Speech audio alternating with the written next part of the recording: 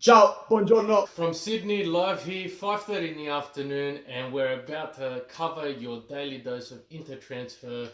That we are. Guys, we wish we could bring you some more exciting news today, but as usual, the headlines aren't being as kind to Inter over the first few days of the Mercato. I think about mid-January towards the end, we'll start seeing a few of those bigger names come in. Just don't hold your breath. We've heard from a couple of tabloids already that Inter may not make that major purchase in January. So don't listen to anything that we're saying if it's from Samer. Just stick to Bruno and I and you'll be fine. So the headlines that we're covering today, as I said again, nothing too big to bring you, but the biggest story is probably our centre-back, or what I should say, our third choice centre-back, Miranda.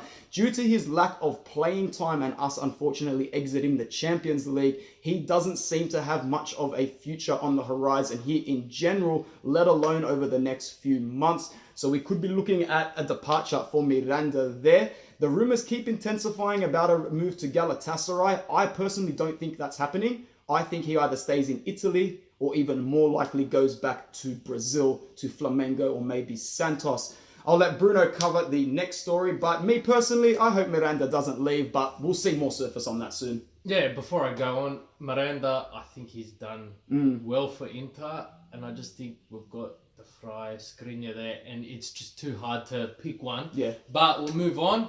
Manchester United and Inter. Latest rumours have that Ashley Young and Antonio Valencia will be coming to Inter. I can't see much traction with that there.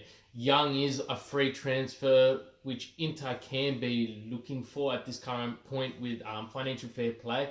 But as I discussed earlier with Anthony, is it worth our time? Is it worth bringing someone and paying those wages when he doesn't seem to be performing there?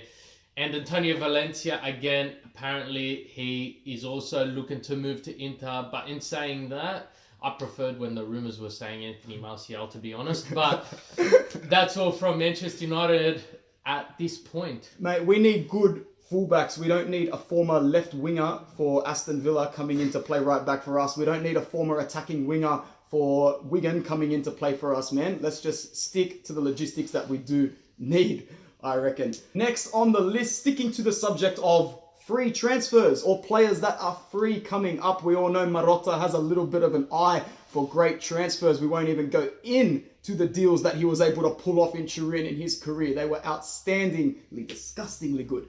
But hopefully he can replicate that kind of form with us. And I, for one, would like to see it happen in Diego Godin. He is a fantastic centre-back, that kind of defender that kind of gracefully ages with the game. Very similar to Miranda in a sense as well. Godin is pushing on 32, but due to his explicit experience at top level in Europe, he's still the retainer of the Europa League with Atletico. He had a great season with them domestically. Before we close off, what do you reckon about Diego Godin? Do you reckon he's someone that could really come in and slide into Miranda's role well? I think he'll slide into Miranda's role well, but I think he'll bring that maturity to the back line that Miranda used to have. But now you've got young guns there, and I think he will just ground them and make sure, even if he doesn't do much, his experience plays a massive part. What is it? Two Champions League finals. Yeah.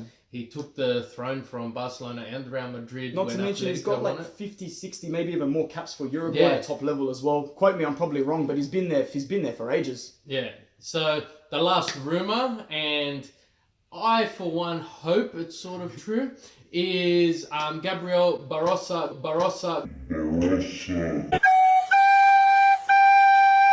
Gabigol moving to West Ham. And just more recently, it has been noted that Fulham are also entering the race. So it could spark a bidding war, which we actually do need to get us back into the game and back into actively looking for the transfers we need. But do we want to give him a second chance? What would you give him a second chance? I don't think so. You've got Balde, you've got Martinez, you've got Icardi.